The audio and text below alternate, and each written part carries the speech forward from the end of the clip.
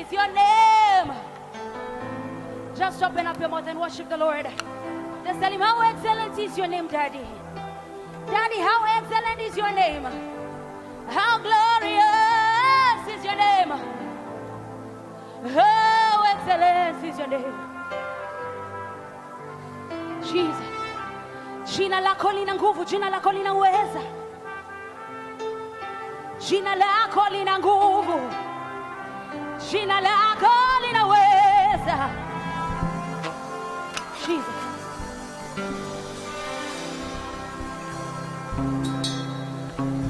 How excellent is your name. How excellent is your name. How excellent is your name. Oh, Lord. How excellent is your name. How excellent is your name. How excellent is your name.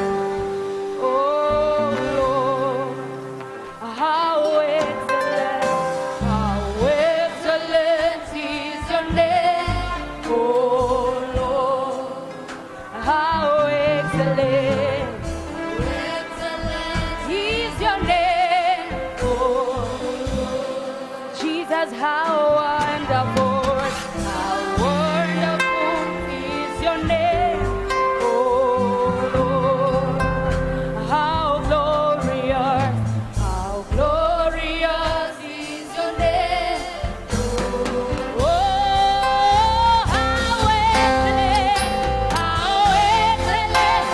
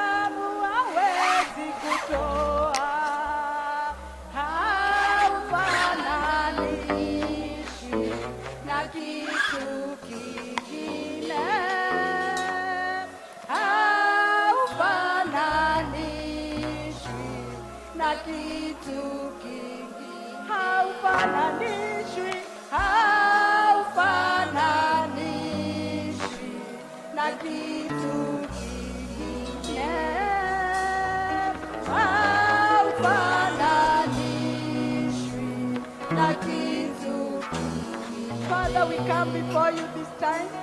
We want to confess ya kwamba haufananishwi na kitu kingine Bwana. Mungu Baba, tunakupenda Mungu Baba, tunakuheshimu. Mungu Baba, tunakuinua asubuhi ya leo. Bwana, tunasema ni asante. Asante kwa kutuleta katika nyumba yako Bwana. Asante kwa kutulinda juma mzima Mfalme. Bwana, tunakushukuru. Bwana, tunasema unastahili, maana hakuna Mungu kama wewe, hakuna wa kulinganishwa na wewe. Bwana, tunasema unastahili. Mungu, tunakuja mbele zako, even in one unison, my Father. We give you all the praise. We give you all the adoration, my Redeemer. In the mighty name of Jesus, Father, we bless you this morning. Father, we bless your name this morning. In the mighty name of Jesus. Naomba tutulie mbele za Bwana. Naomba tutulie mbele za Bwana. In the mighty name of Jesus. In the mighty name of Jesus. I want us to do a prayer in unison. Naomba tutulie mbele za Bwana. I pray the Spirit of God to take over in the name of Jesus. We give you praise. We give you praise. We give you praise. We worship you. I want us to do a prayer of unison as we remember our beautiful country, Kenya. We believe Kenya belongs to Jesus. We are not going to limit our God even to our country. This morning, the word of God was clear to us that if we don't limit our God, He's going to do extraordinary things. And this morning, I want us to bring our minds together and even our faith as we call upon the name of the Lord, even because of our country, Kenya. Father, in the name of Jesus, we want to humble ourselves before Thee this morning. We know it's just by your grace and your love, oh God. We know we are not perfect this morning, my Redeemer. We know we are not better off than those who are suffering this morning. But we want to thank you because of your love. We want to thank you because of your grace upon our lives. And even as we gather together in unison, even as we call upon your name, my Redeemer, because of our beautiful country, Kenya, we are not going to limit you, Jehovah. We know you can do beyond, exceedingly above even what we can imagine. Rimayanda Robosika Makayanda. Lord, we call upon your name, even because of our country, my Redeemer. Father, we know you have a good plan, even because of this country, Kenya. We don't care what the devil is speaking. We don't care the rise of the COVID cases.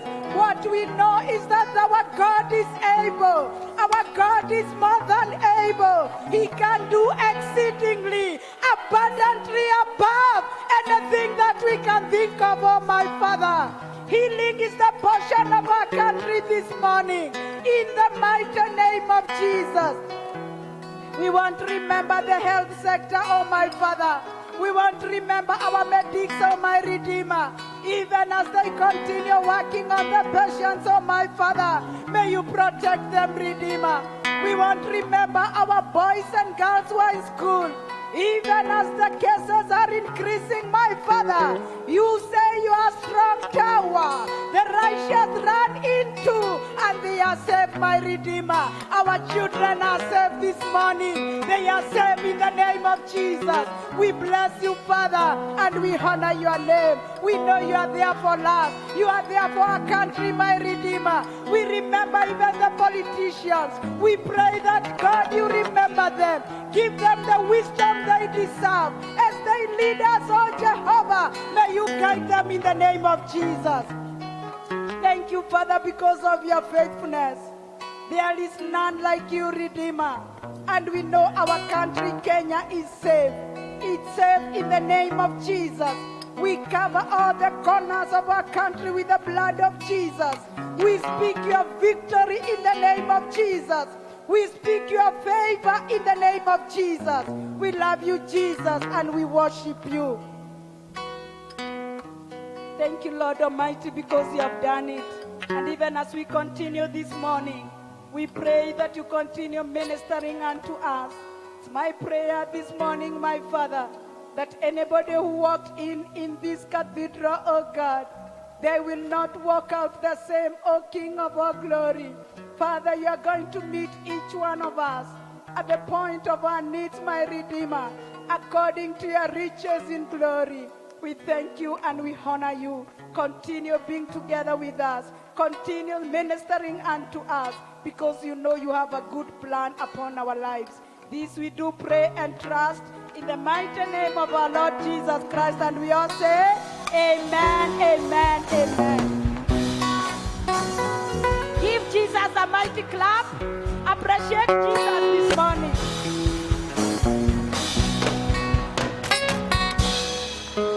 Okay, we can take our seats in the presence of God. Choir, we appreciate you.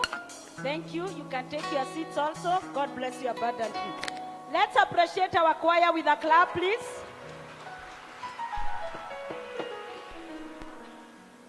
We want to thank God this morning for the fact that he has brought us. Na nitaanza kwa kukaribisha kila mtu katika nyumba ya Bwana. Hii ni service yetu ya tatu. We started our morning service in the morning very early at 7:30. Did the second service, and now we are ushered in the third service. Praise be to Jesus. Praise be to Jesus. I want you to imagine of King David. Imagine of a king. I think a king almost has everything they demand or they deserve in this world. But David, despite being a king, he made a confession. And he said, I was glad when they said, let us go to the house of the Lord. Praise be to Jesus. It's not in vain, my sister. It's not in vain, my brother, when we come to the house of the Lord. So this morning, I welcome each one of us to the house of God. And I pray that you'll not walk out the same way you came in. This is a place you can release everything, your burdens, your ailings, everything. Cast it unto the Lord, and you'll go home free and filled of God. I don't know whether we have visitors in the house. Hands up, please, if you are visiting us the first time. We want to appreciate you and to welcome you so that as we hear the word of God, you feel you're one of us.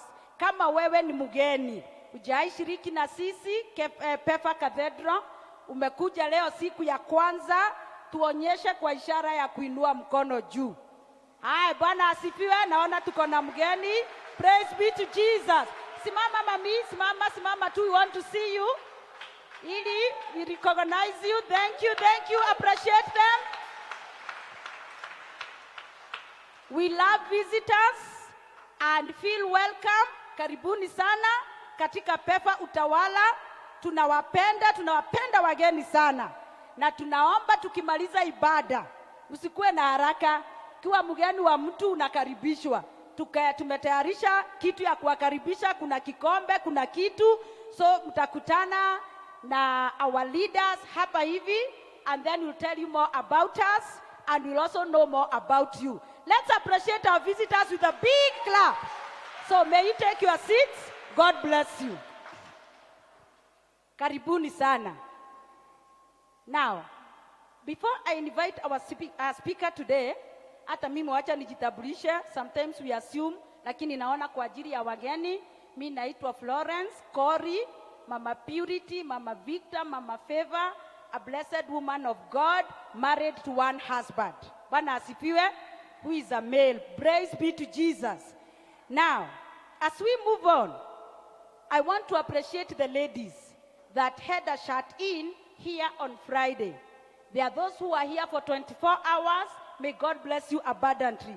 There are those who came shortly, depending with the schedule of whatever they were doing. And I happened to get a chance, and I came in the evening.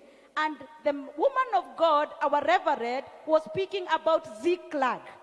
And was telling us, sometimes you are at Ziklag. What happened at Ziklag? David the king, he was out in the field in a battle. And when he came back home, he found that all their women, their wives, and their children were taken captive. And even himself, he was a victim. His 2 wives were taken captive.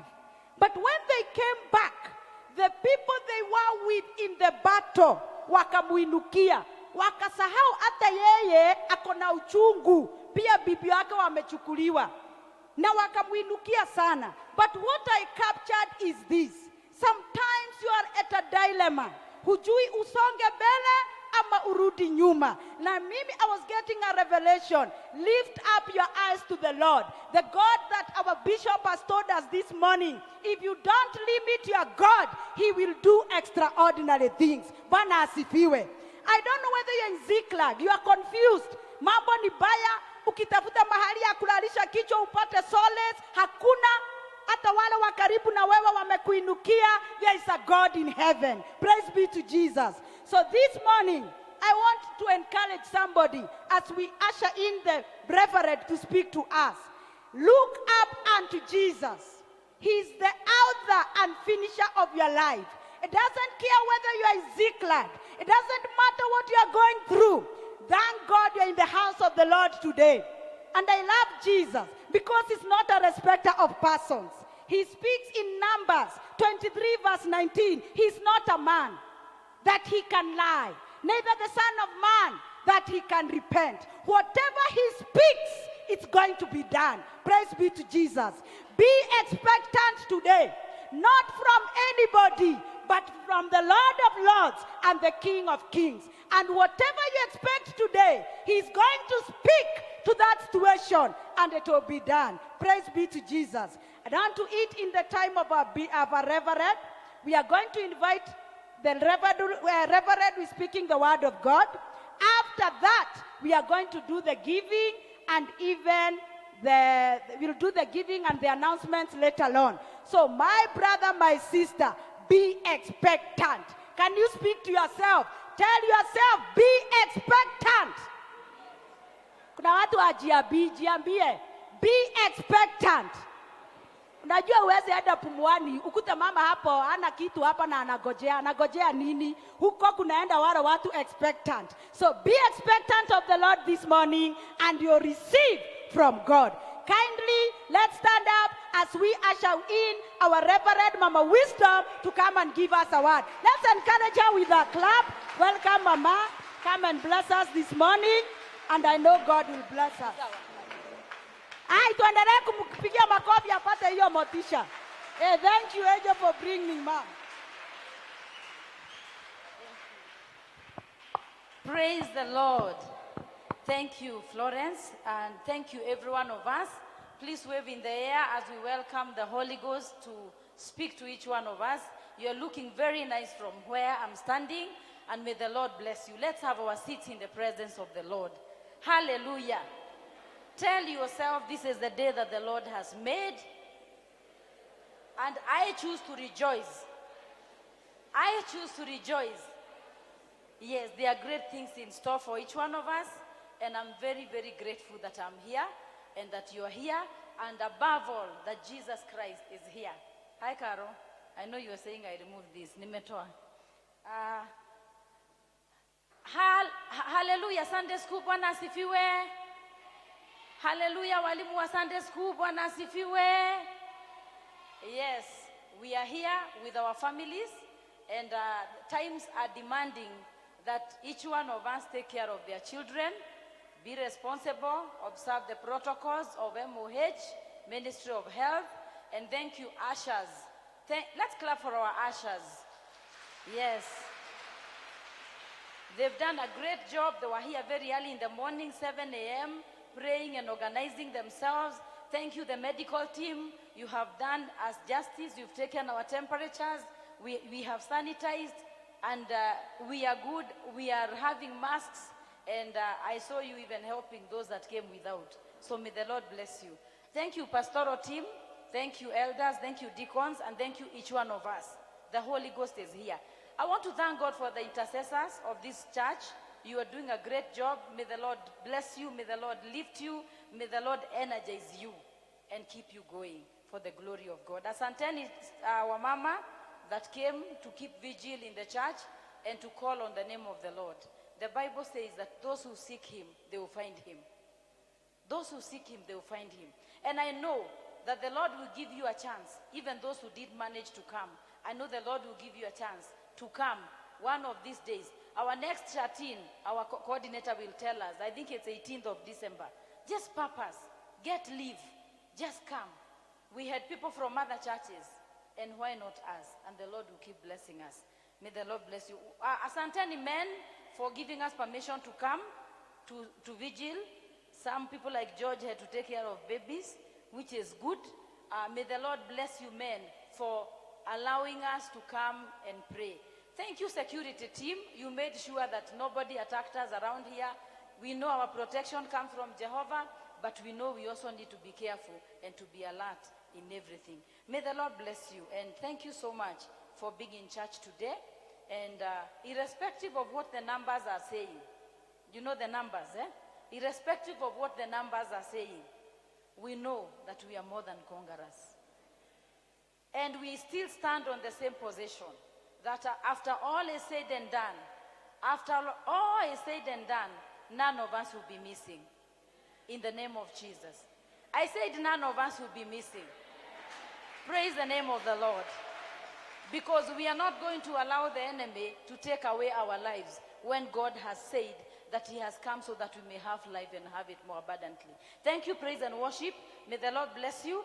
I want to read the scripture, and as I read this scripture, I want the praise and worship to come over, because we are going to shortly sing Inuka Jitie Nguvu Unakibali, in line with our theme today. I'll be short because I know that the Lord is here with us. Could somebody project for us the scripture of the day, please?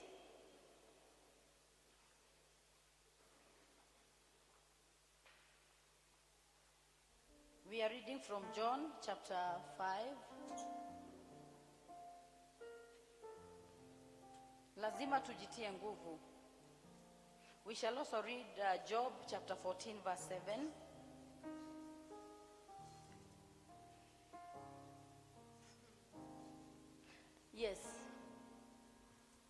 Yes, that is our scripture for the day. And we shall read the scripture and then kindly sing that song, sing like you mean it.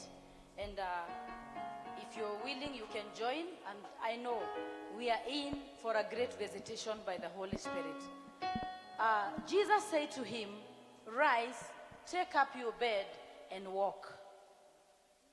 And immediately the man was made well, took up his bed and walked, and that day was the Sabbath.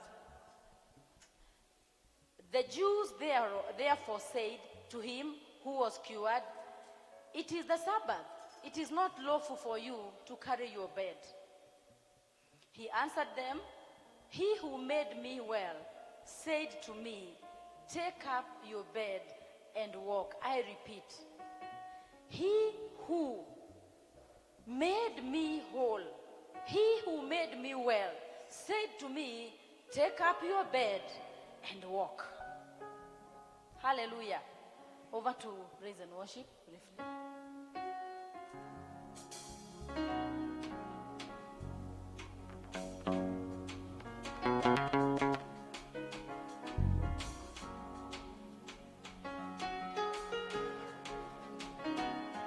We can rise up as we sing that song together.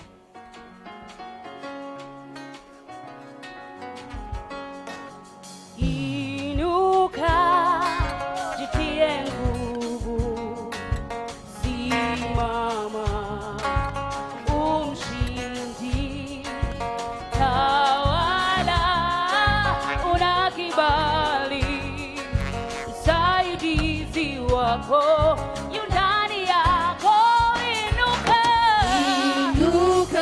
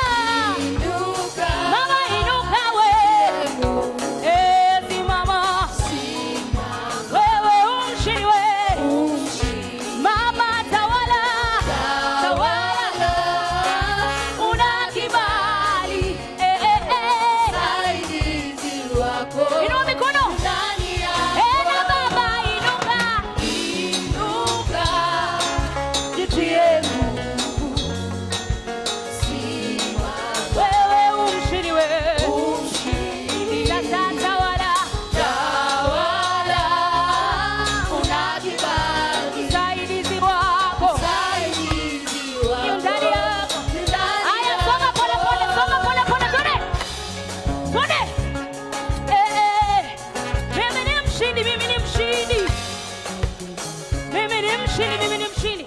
Songa pole pole, wewe ni mshindi wewe. Mimi ni mshindi. Na wewe inuka. Inuka. Jitie nguvu. Simama. Wewe umshindi wewe. Na sasa tawala. Msaidizi wako. Yu ndani yako. Hallelujah. Thank you, Jesus. Thank you, Jesus. Thank you, Jesus. Father, in the name of Jesus, thank you because you're calling us to arise and to live, because your favor is upon our lives. And this afternoon, Lord, this morning, as we sit at your table, we are calling on the name of Jesus, that you may cause us to grab a meal for the rest of our lives. A word from your mouth to us can change our destinies. In the mighty name of Jesus, we pray and believe. And everyone says, amen. Have your seats in the presence of the Lord. Hallelujah. Thank you, Jesus. The Bible says in the book of Luke, Luke chapter number 8, you can read the whole story from verse number 40. That is Luke chapter 8, verse number 40. It is a story of the dead girl, Jairus' daughter, and a sick woman. And because of time, I'm not going to read everything, but I am going to jump and say, it was a story, you know the story of Jairus and his daughter. And I want to jump to verse number 49. The Bible says, while Jesus was still speaking, someone came from the house of Jairus, the synagogue ruler. Your daughter is dead. He said, don't bother the teacher anymore. This is a story we all know. It's about Jairus. Jairus was a man that was known. And the time had come and the daughter was sick. And when the daughter was so sick and giving up and almost dying, and we have seen those scenarios now, especially with COVID-19, where you are struggling and gasping for air. And when this was happening, Jairus said, I'm not going to sit here and watch my daughter die. I am going to go look for the healer, Jesus, to come and heal my daughter. And off he went. And he went and was struggling to get away through the multitude, so that ashike Yesu, apatane na Yesu, amwambie akuje aponye msichana wake ama the daughter. And when that was happening, Jairus was busy, like trying to Peter. That time there was no coronavirus, there was no social distancing, there were no masks. You were just going in and penyaring and looking for the master. And when he was busy doing that, something happened. A reliable messenger from his house, a reliable messenger from his house came when Jairus was just trying to tell Jesus, please come and heal my daughter. Somebody came, a reliable person from the house of Jairus. So this is not a stranger. Sio mtu mwenye amepotea njia. Akakuja akamwambia, don't bother him. The girl is dead.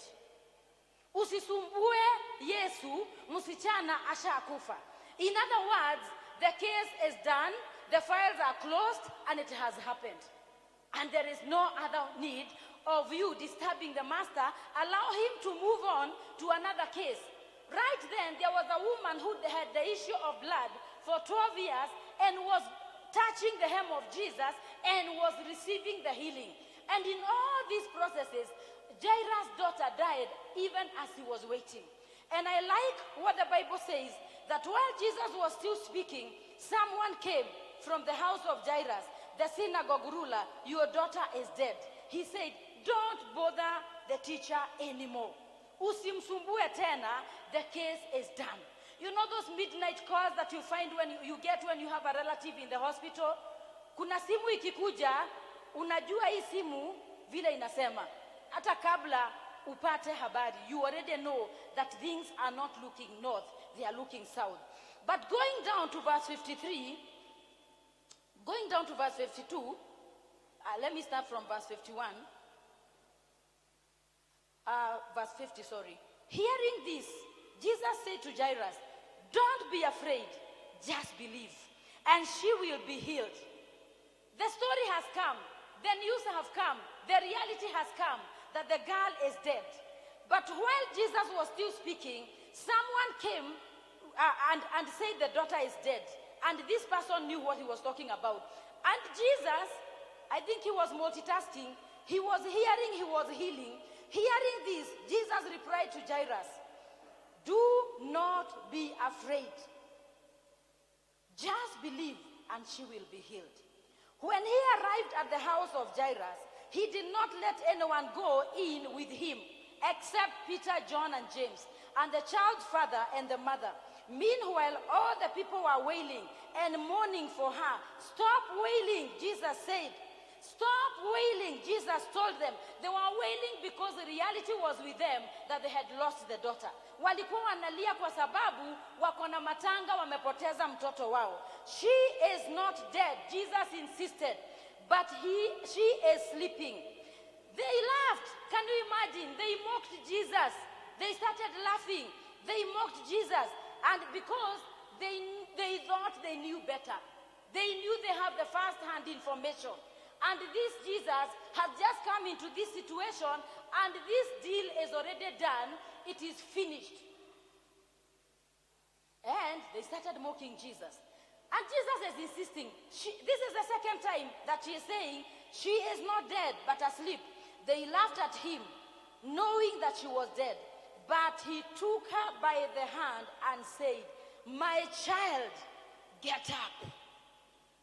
My child, get up." Her spirit returned at once. She stood up. "My child, get up." That is what the Lord is saying to you and to me today. My child, get up. My child, get up. My child, get up. The spirit, her spirit returned, and at once she stood up. Then Jesus told them to give her something to eat. Praise the name of the Lord. Jesus has brought us a message of hope in the state of our hopelessness. We are living in days where hope is becoming a rare word. We are living in days where you do not know what is expected tomorrow. Tunaishi nyakati ambazo hatujui kabisa kama tutarudishwa kazi, kama tuliachishwa, hatujui kama kesho tuko kazi, hatujui kama, kitambo it was about your performance. If you are performing, you knew your job is there. Kuna mambo nyingi yenye imefika mwisho. But this morning, the word of God is so clear. And our title today is Arise and Live. Inuka na uishi. Arise and live. Inuka na uishi. Praise the name of the Lord. Irrespective of what the biological clock is talking about, irrespective of what your historical lineage talks about, irrespective of your gender, whether you are male or female, the word of God today is live and well. And if you take and grab the word of God, utatoka hapa kama umejishindania, kama umeshika ushindi, and you will move from one glory to another, because he who promised is faithful, and he is not like a human being. When you look at the word arise, that's our topic. Arise and live. Arise and live. And I went into the scriptures and I saw there are so many words, there are so many places where the Lord or the word of God says arise, inuka, arise, inuka, arise, inuka. And I was asking myself, what is this about arise and inuka? Arise and inuka.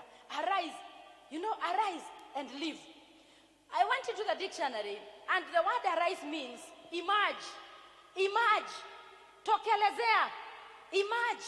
The word of God says become apparent, as in jionyeshe. You know that advert that says ebu jitokeze, kitu kama hiyo. Jidhihirishe, jitokelezee, tokelezea, tunataka kukuona.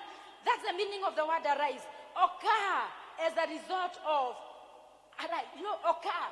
It is like occurring. You have decided to occur. Get up. It is like from your sitting position. If you're sitting down like this, get up means you stop sitting and you sit up, or you stand up. Are we together? It means to awaken. If you go and you want to wake somebody up, you tell them, amukomete, amukomete. Yes, you are actually trying to wake somebody up from their sleep. You can wake up and fall asleep today. You can wake up another time. You can wake up another time as you follow the scripture. The meaning of arise, it is to get up from sitting. It is to get up from your sleep, from lying down, or you are kneeling down and somebody comes and say, arise. It is come into being. Come to light. You know, tokelezea. Wacha kukaa kwa giza. Tokelezea, tukuone. Arise. Arise. That is the meaning. To get up. It is to show yourself. It is to commence. Ni kuanzisha. It is to commence. It is to come to light. Kama uko kwa giza, unatokelezea, tunakuona. It is to ensure. It is to proceed. It is to spring. It is to spring. It is to sprout. It is to, to change. It is a transformation. And what does it mean to be alive? Because our topic is arise and alive. Arise and live. To be alive means to have life. It also means to be capable of some vital functions. It also means that you have some life within you. You have some, you are alive. You are not dead. It is the opposite of dead if you are alive. And in this sanctuary, we have people that are alive because we are here and we can hear, we can sit, we can talk. And I went into biology, my biology class, and I reminded myself a few characteristics of living things. Characteristics of living things. Hata wale watoto wako pale juu wanajua. One of the characteristics of living things is that they do what? Yes, they eat. They eat. They feed. I know there are teachers here, science teachers. They feed. And they feed, and as they feed, they grow. And as they grow, they move. They are not static.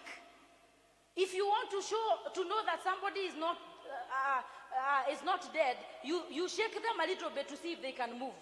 I told you I've become a chicken farmer. And this week we had, we lost one of very precious, yes, you know, and I'm a serious farmer. I am a serious farmer, you know, and I don't know where that disease came from.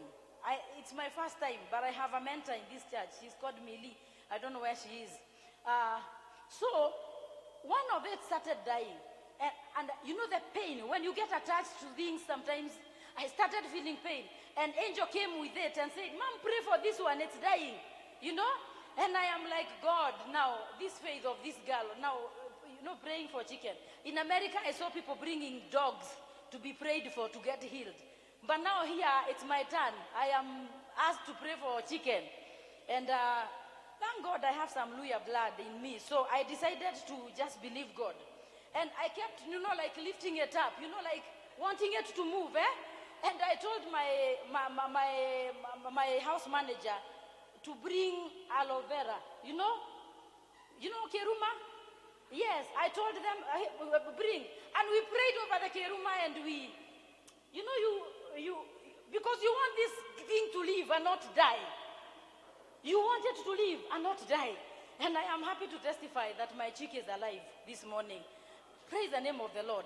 And maybe you are here and you do not even have that characteristic. You know, people are looking at you and you're dying. I was saying that to say, they eat. One of the things that make you know that somebody is dying is because they stop eating, they get down, and they get down, and they get down. The other characteristic is that they detect change. They are sensitive. When you're alive, you have some common sense. You have a feeling. You have eyesight. You can, you know, you are sensitive. And they also do something that they call excretion. Those things you don't talk in church. But they do, yeah, they do that. They get rid of their waste. Yeah? If you're alive and you're not doing that, then you need to see a doctor. Are we together? And this is part of my message today. That if you are alive, there are things that must happen in your life. Praise the name of the Lord. There are situations that happen in our lives, and you feel and you know for sure that this is the end of it. But today, the Lord has talked to me very clearly to tell you, my child, get up and live. My child, get up and live. My child, get up and live. When they looked at Jairus, a hopeless father, trying to get a solution for the daughter, and in the process of trying to get that solution, something happens and the message comes that it's already done. The case is sealed, the file is already stored up somewhere, and we are not opening this again. I want to tell us that there is room for arising even when situations look dead. There is room for living again. The Bible says in the book of Job, chapter 14, verse 7, Job chapter 14, verse 7, the Bible says, Job, chapter 14, verse 7, the Bible says that for there is hope for a tree. If it is cut down, that it will sprout again, it will live again, it will sprout again, it will start being a living thing again, and that its tender shoots will not cease. For there is hope for a tree. If it is cut down, that it will sprout again, and that its tender shoots will not cease. That it will sprout again. You could be that tree. And down there the Bible says, the next verse, the Bible says that for there is hope, no, though its roots may grow old in the earth. Though that situation may have been there for so long, though its root may grow old in the earth, and its stump may die in the ground. Sijui kama tunapelekana. Hiyo condition wewe ndio unaijua. Hiyo situation wewe ndio unaijua. Hata kama mizizi imezeeka, hata kama that biological clock has really been running or actually going very fast, and there are those dreams that have died. Hata kama those roots may grow old in the earth, and its stump may die in the ground. May die in the ground. Verse number 9. Yet at the scent of water it will bud and bring forth branches like a plant. One of the characteristics of a living thing is that it requires water. At the scent of water, in the condition that you are in today, harufu tu ya maji, na maji katika hili neno letu la leo, maji ni Roho Mtakatifu.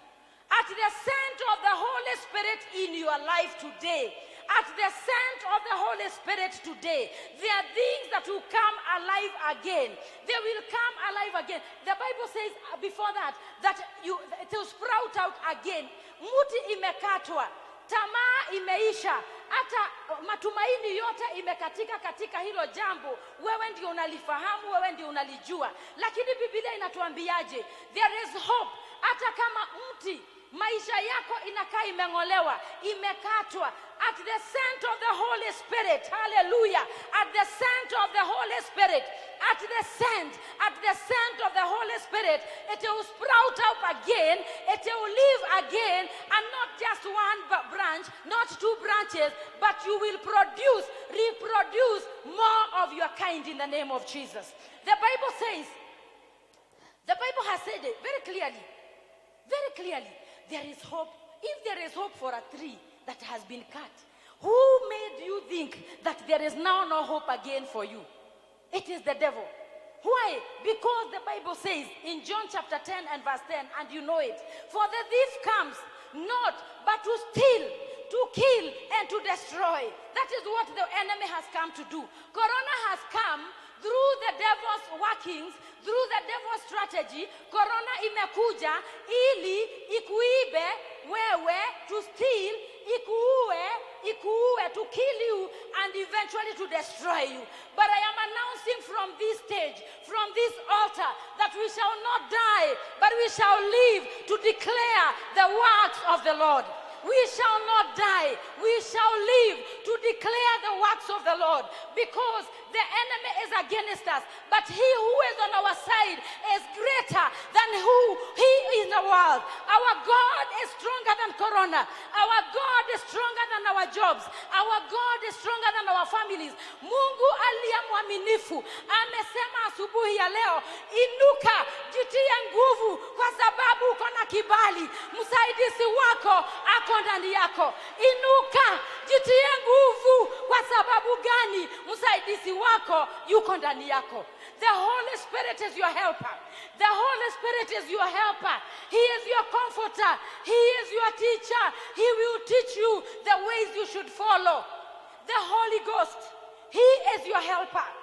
He is your helper. Wakati malaika alitokelezea Mariamu, Mary the mother of Jesus, alikuja akamwambia kutaenda hivi na kutaenda hivi na utapata mtoto. Mary akauliza, itakuwaje? Itakuwaje na mimi sijui mwanaume? Itakuwaje niwe mama? Itakuwaje nipate mimba na mimi sina mwanaume? And the angel of the Lord says, hallelujah, some of these things are not possible. It is not possible in the logic world. It is not possible. But when the Holy Ghost is at work, when the Holy Ghost is at work, when the Holy Spirit is at work, oh God, may the Lord open your eyes. When the Holy Spirit comes into the situation, when He came to Jairus' house and He said, girl, wake up, girl, rise up. The Bible says her spirit returned into her. Her spirit returned to her and she started living again. She started living again. She started living again. You don't have to die. Yes, according to the standards of the world, umekufa. According to the standards of the world, you have reached your end. According to the standards of the world, nobody in your family succeeded. But I am here to tell you, when the Holy Ghost come into the place, when the Holy Ghost come into your life, things will never be the same again. Things will never be the same again. Because when He comes, things will change. When He comes, things will change. At the scent of water, at the scent of water, muti imekatwa, muti imeisha, muti imeoza, but at the scent of water, at the scent of water, at the scent of water, the Holy Ghost, the Holy Ghost, the Holy Ghost, the Holy Ghost, come Holy Spirit, hallelujah, at the scent of water. What do you need? It's not money that you need to rise up. It's not money that you need to rise up. It is not a job that you need to rise up. It is not a husband that you need to rise up. It is not a child that you need to rise up. You need the Holy Spirit. You need the Holy Ghost. You need the Holy Ghost. You need the Holy Ghost to come over your life and change the story. God is changing somebody's story today. God is changing somebody's story today. I said God is changing a story today. In the name of Jesus. In the name of Jesus. It's not the end of the road. They said you have reached your end. They said you cannot see it again. They said you cannot achieve this. Oh, hallelujah. Catherine Kuhlman says this. She says that do not listen to people that think that your dream is too big to be achieved. If you listen small-minded people, they will tell you you are dreaming way too big. But the Lord is saying, I can do all things through Christ who gives me strength. And indeed, Mary was looking at the situation and saying it is not possible. Even Mary could not see how she can become a mother of Jesus. But the Holy Ghost, when Holy Ghost comes into the place, when the Holy Spirit, that's why you see people of high standards. When the Holy Spirit comes upon you, you don't care who is seeing you lying down. It doesn't bother you what they think. You cry like the blind man, Son of David, have mercy on me. You don't care what the world think about you. When the Holy Spirit is acting, wakati Roho Mtakatifu wa Mungu ako kazini ndani yako, you don't care. The blind man kept shouting, Son of David, have mercy on me. And they started telling him, you know, just like they were telling Jairus. And I thank God that out of those that were seeing, because he could not see, they told him, Anakuita, he is calling you. He is calling you. My friend, I want to challenge us. You need the Holy Spirit. And you cannot have the Holy Spirit unless you first of all accept Jesus as your Lord and Savior. You need Jesus. If you are in this house and you do not know Jesus as your Lord and Savior, if you want to live again, if you want to be alive, if you want to arise and live again, you first of all need to give Jesus your life. You need to accept Jesus as Lord and Savior. And number two, you need to be filled with the Holy Spirit. It's becoming a very rare subject in the churches today. All we are talking about is becoming millionaires. All we are talking about is driving BMW. I don't care those things. You know what madness has come over church? When you have the Holy Spirit, He will push you to seeking first the kingdom of God and His righteousness, and all those other things shall be added unto you. The most important thing is to have a dwelling place of the Holy Spirit. And you know what? The Holy Spirit does not stay in darkness. The Holy Spirit does not stay in sin. You are the temple of the Holy Spirit. You are the temple of the Holy Spirit. Na kama unataka kuona Mungu akifanya kazi katika maisha yako, lazima ukuwe mtakatifu. It is a requirement. The Holy Spirit. You cannot be having one leg kwa shetani na ingine kwa Yesu na utarajie Roho Mtakatifu atembee ndani yako. Haiwezekani. You are either clean or not clean. The Bible says if you are lukewarm, the Lord will spit you out of His mouth. But you have a chance because you are alive. At the center of this water today, you can decide to turn around and start living again. You may have backslidden. You may be living in sin. Today you have a chance to come back to Jesus and get the Holy Spirit in your life, who will guide you and give you hope beyond the grave. Hallelujah. Please, hey, tell your neighbor, do not write me off. God is not done with me yet. God is not done with me yet. Those dreams that you're having, they are still valid. Those dreams that you had. And Shiro GP asks, what, you know, how many dreams have you had? You know, shattered dreams. And Shiro GP says, you can dream again. I bring you the same message. You can dream again. You can dream again. You can dream again. You can dream again. Unaweza ota tena. Kwani umejaribu mara ngapi? That is what Shiro GP is asking. This guy, 38 years, near the pool, waiting to be healed. 38 years. 38 years. My sisters, my brothers, there is hope. Hata kama mtu unakaa umekatwa, hata kama unaonekana umefika mwisho, there is hope for a tree. And you can change your story if you decide to walk with Jesus.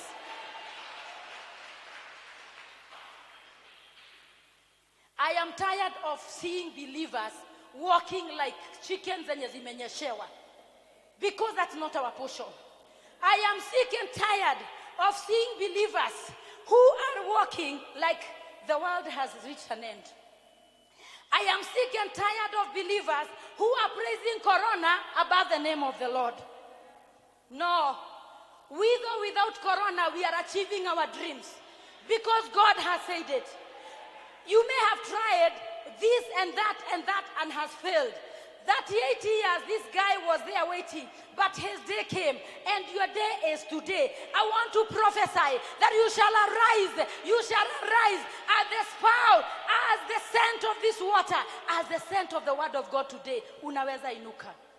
Unaweza inuka. Jiamini na uinuke. And don't walk with people who are short-sighted. People who are not seeing, they can't even see beyond their noses. Because you will share your dream with them and they will say, hata wewe, saa ingine kitu yako haifanyangi kazi vizuri. Hapana, that's not our portion. Shake off those kind of friends. Ebu waachana nao. Because they are going to make you not achieve your dreams.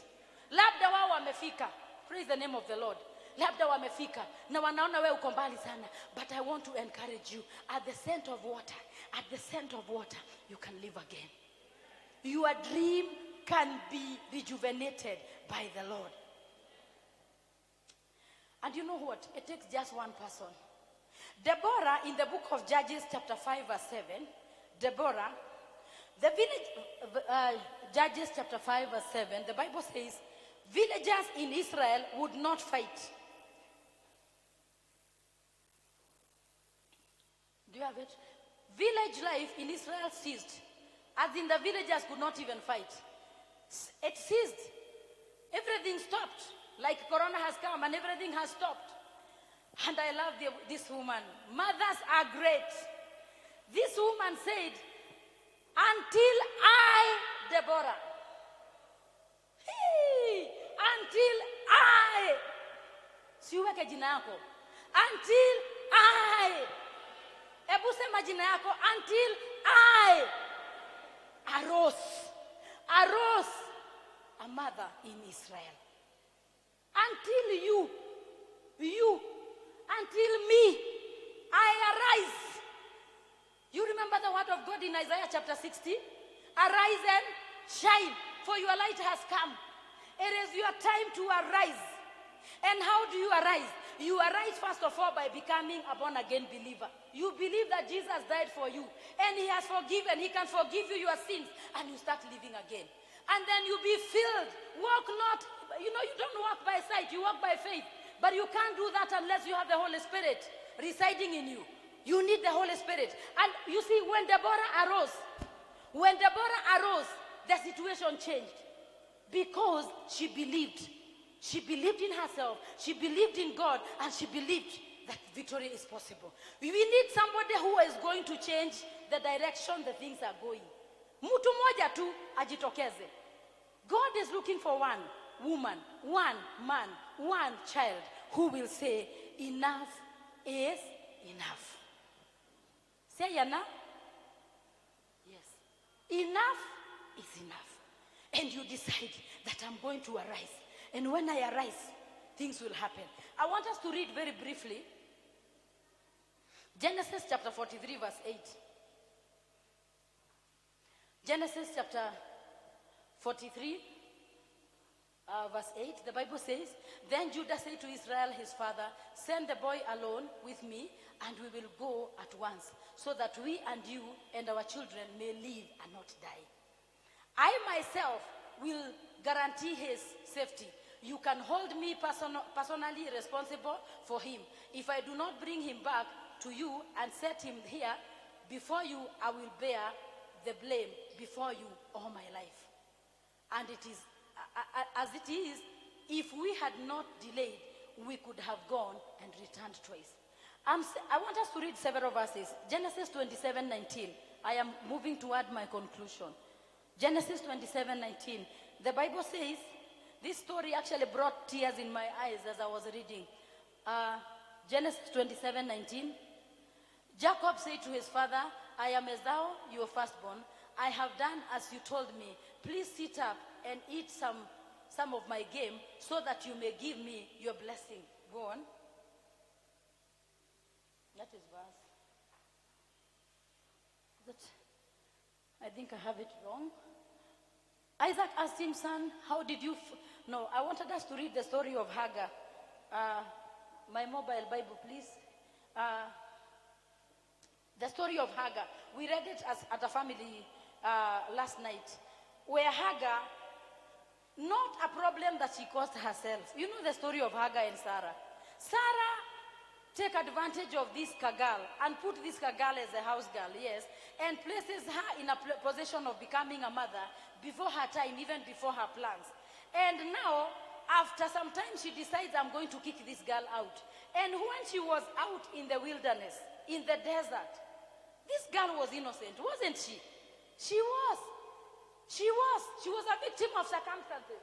And you can be here and you are a victim of circumstances. And when she was watching, oh God, she was watching her son about to die in the wilderness. My mobile Bible, I'm waiting. Genesis 16, verse 9. Thank you.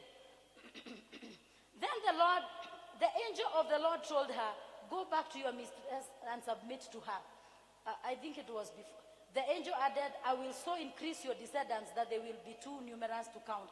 I wanted earlier where the scenario was that she is looking and watching the baby die. And the child was crying. Yes? Okay. The story looks like this. You go and read your Bible. I didn't come here to teach theology. I came to speak what the Lord said. In this scenario,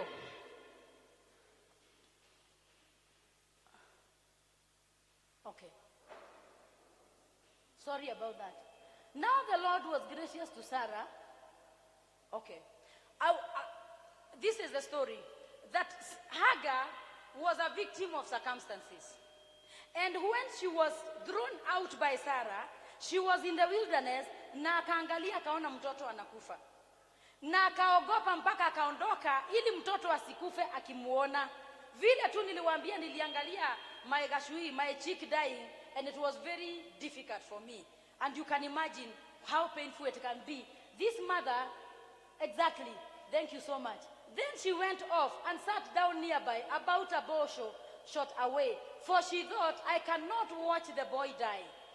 And as she sat there nearby, she began to sob. Akaangalia her dreams, her hope, her child akiendelea kukufa. God heard the boy crying. God heard the boy crying. This boy was just an innocent child like any other. God heard the boy crying, and the angel of God called to Hagar from heaven and said to her, what is the matter? And God is asking you today, what is the matter? Ni gani inakusumbua? What is the matter?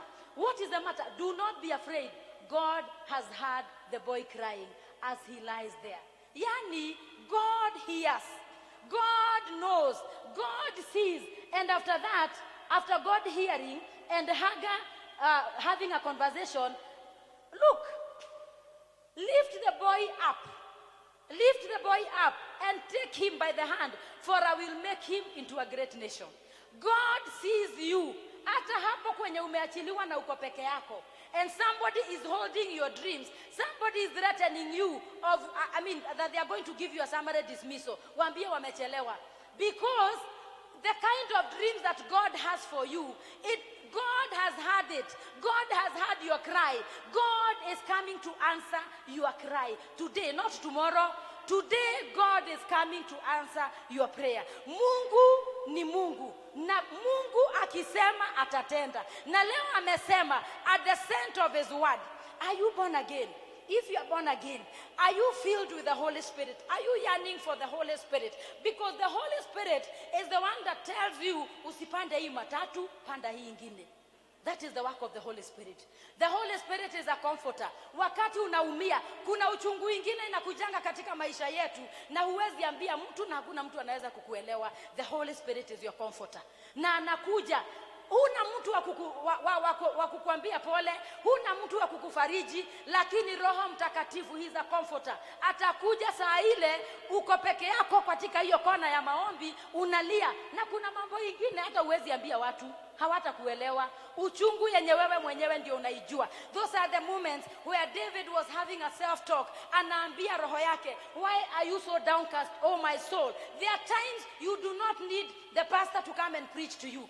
There are times because you have the Holy Spirit in you, he quickens you and you start talking to yourself and preaching to yourself. Why are you downcast, oh my soul? Put your hope in God. We are living in those moments where even a pastor can be prevented. We have cases of people who are suffering with corona, and we know them, and they are our friends. And even if we want to go and see them, the protocols of Ministry of Health says, no, you cannot go there. Can you imagine? Your mother is sick, you can't go. You are sick, you can't even be seen by your brothers. That is where we are. But the Holy Spirit will be with you even in the closet. The Holy Spirit will be with you in the middle of your blanket. When your pillow has become wet because you are crying the whole night, God is with you there. Anakujua, anakuhifadhi. And I want to tell you, hakuna mtu anaweza kukufikia kiwango chenye Roho Mtakatifu anaweza kukufikia. Hakuna. Hata mama akiona mtoto akilia, ana guess ni nini mtoto anataka. Your husband or your wife akiona ukilia anajaribu kujijazia ni nini na kufanya ulie. But Roho Mtakatifu, he does not guess. He knows what is troubling you. He understands you. He knows you are down rising and you are sitting. He knows when you are down. He knows when you are up. And you know what? Not only does he know, but he has the ability. He has the ability to commission heavens on your behalf. He has the ability. Are you there? And you're giving up. Until I, Deborah, decided to rise up. It is your time today to rise up. It is your time to rise up. We finish with the, Luke chapter 15 verse 11. The Bible talks about the prodigal son. Luke chapter 15 verse 11. You know the story of the prodigal son. He left his home. He went and did what he did. And he lost everything he lost access to his father's wealth. He took his ownership, his title deeds, and went to the far country. Jesus continued. There was a man who had 2 sons. Let's go on. The younger one said to his father, Father, give me my share of the estate. So he divided his property between the 2 sons. And not long after that, this guy decided to go. Yes, let's continue. And he squandered his wealth and finished it. After he had spent everything, after he had made a bad decision, and he had spent everything, there was a severe famine in that whole country. And he began to be in need. The Bible says, so he went and hired himself out to a citizen. Akaenda akatafuta kazi ya pigs. And verse 16 says, he longed to fill his stomach with the pods. Yani njaa ilikuwa imemsukuma mbali sana. But no one gave him anything. Verse 17 says that when he came to his senses, he said, how many of my father's hired men have food to spare, and here I am starving to death? Verse 18, I will rise up. I will set out. We will. I will set out and go back to my father and say to him, Father, I have sinned against thee. And he went back home. And when he went back home, he was received. And he was given a beautiful robe. He was given a ring. He was made to feel a family. He was given access to his father's wealth. And he enjoyed. Even though the other son was not happy. Saa ingine kuna watu hawatafurahia ukibarikiwa. But baraka za Mungu hazina kipimo. Akiamua atakubariki. Wapende wasipende atakubariki. Atawapita na akupita wengine na akuje kwako kama ni wakati wako umefika. Do not give up this morning. Do not give up. Churchill, the Prime Minister of Britain, after the Second World War, when there was so much trouble, he gave a 6-word speech. He said, never, never, never give up. And he sat down and he completed his speech. I want to tell us, wherever you are, hata kama hiyo situation inakaa namna gani, you can decide, I will not give up. You can decide, I will not give up. You can decide, I will arise. You can decide, I will live again. But you need the Holy Spirit. You need to be alive again. And to be alive, you need to be alive. You need to arise, and then you need to make moves. You cannot just arise and stay there. Arise with the Holy Spirit and then ask him, how do I move from here? Because once you are alive, you cannot just be static. You have to move. Things have to change. You must move from one level to another. The 4 lepers, they asked one another, why shall we sit here until we die? You don't have to remain in that situation until you die. And some of the decisions the Holy Spirit will tell you to make, they look foolish when they are looked by the eyes of this world. Catherine Kuhlman says, faith begins where logic and reasoning ends. Where logic and reasoning ends, that is where faith begins. You need faith. You need faith. And that's why you need the Holy Spirit as that fuel in you to help you to overcome, to help you to make right choices, to help you to say, I will stand and I will not fall. Are you here and you're not born again? The Lord is calling you to be saved. Are you here and you have backslidden? You have sinned against God. God is giving you a second chance. You know what we discovered here when we were praying this week? The Lord spoke some words to our sister Deaconess Joyce. And she was sharing them with me. And I was experiencing the same words. And we were crying together. And God spoke to her and spoke to me at the same time that God is not malicious. God is not malicious. God loves you with an everlasting love. And let nobody cheat you that you are having trouble because God does not love you. That God has not finished with you. Some of the blessings you think are blessings, if God allowed you to have them, you would be dead. But God realizes, huyu mtoto wangu analilia kisu na sitampatia kwa sababu nikimpatia itamuua. There are times God will prevent or will obstruct. Atakataa kukupatia vitu zenye unaitisha kwa sababu ya vile anakupenda. But atakataa na aseme hapana, lakini Roho Mtakatifu atakutuliza roho. Atakutuliza roho. Atakwambia it shall be well in the name of Jesus. Father, in the name of the Lord, I want to pray for every listener. I want to pray for these sisters and brothers. God, some of them, their dreams have been shattered. And you are calling them to arise and live again. In the name of Jesus, I call to life every dream that is shattered. In the name of Jesus, I call to life anybody that is going through a health challenge. In the name of Jesus, our economic status may need an awakening. I am praying that you penetrate all corners and locate our blessings for us. Locate even the monies that are required in our lives to blossom and to serve you. We pray that you open doors. You may cause us to have that self-drive through the Holy Spirit, through the faith in Jesus, that we can arise, we can arise, we can live, we can live, we can look to Jesus and live today in the mighty name of Jesus. And Father, I pray that each one of us will not settle for less, because you are an unlimited God. Even as you spoke to us this morning, you will raise the standard for us. You will lift us up, oh God. You will bless each one of us, oh God, and we shall never be the same again. In the name of Jesus, I pray that you make us, oh God, to enjoy the blessings of God that make rich and add no sorrow, because you are our God. We shall arise and we shall live. In Jesus' name we pray. Amen. May the Lord bless you. May the Lord bless you.